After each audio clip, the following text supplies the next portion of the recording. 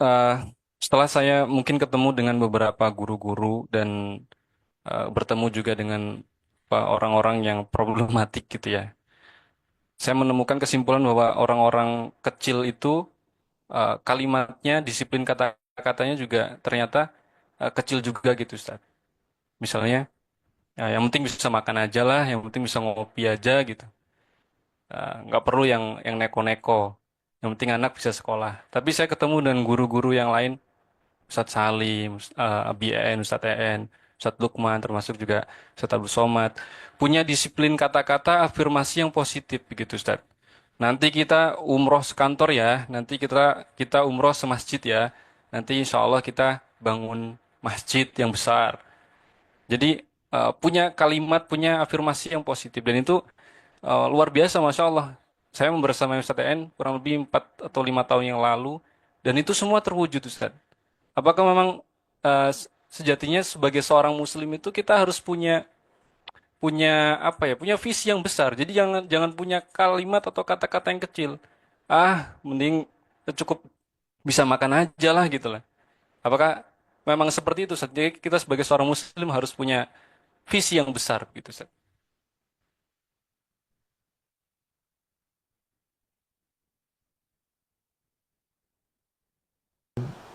Ucapkan, maka alam akan membantu.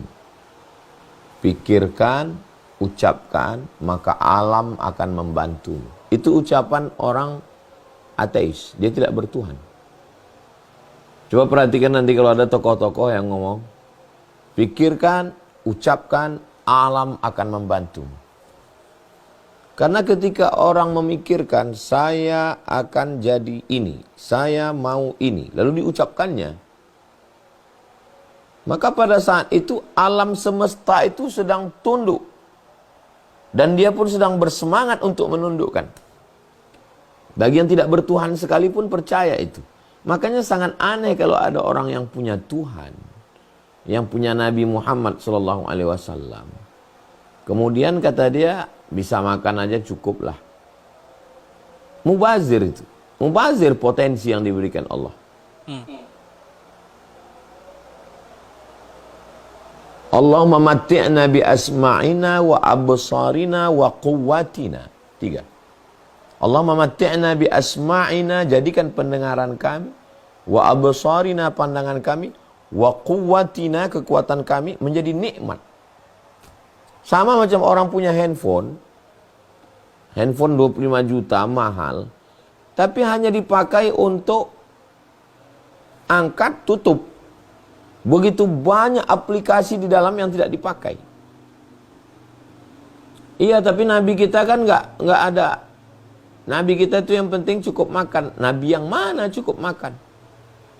Orang Nabi mengatakan kamu akan menguasai Yaman, menguasai Rom, menguasai Syam. Yaman sudah dikuasai. Syam, Suriah, Lebanon, Palestina, Yordania. Rom. Rom itu dua pendapat. Rom itu, ya Turki itu Rom. Rom yang sekarang ini Eropa. Jadi umat Islam mesti berpikir umat Islam akan menguasai Rom. Tapi bukan dengan kita datang bawa golok, kita sembelih orang Rom, bukan begitu. Dengan ilmu pengetahuan. Jadi innal mubadzirina kanu ikhwana syayatin. Orang mubazir saudara setan. Kalau ada orang yang terlalu simple, apalah yang mau kita cari hidup ini? Memang betul. Tapi kalau kita bisa berkuasa, kita bisa punya kemampuan finansial, kita bisa membahagiakan orang lain. Siapa orang yang paling bahagia? Man as'adun nas, man as'adan nas. Man as'adun nas, siapa orang paling bahagia?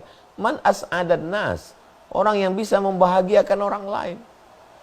Jadi kalau kita punya kekuasaan, kenapa Islam itu mesti menguasai Yaman, Syam, Rom untuk menyebarkan rahmatan lil alamin? Kalaulah khalifah-khalifah Abu Bakar, Umar, Utsman, Ali itu berpikirnya simple, pada masa pemerintahan Abu Bakar Siddiq, mulai pengiriman pasukan bala tentara. Pada masa pemerintahan Umar bin Khattab, itu sudah sampai ke Bahrul Qazwain. Bayangkan, umat Islam sudah sampai ke Bahrul Qazwain. Bahrul Qazwain sekarang Caspian Sea, Rusia, Azerbaijan. Pada masa pemerintahan Utsman bin Affan, umat Islam sudah sampai ke Maroko. Belum 100 tahun. Coba hitung berapa negara dari Caspian Sea, Azerbaijan sampai ke Maroko. Kenapa mereka tidak duduk aja di Taman Raudhah, zikir-zikir, nunggu mati? Kenapa mereka nggak baca Quran aja di Masjidil Haram, Masjid Nabawi?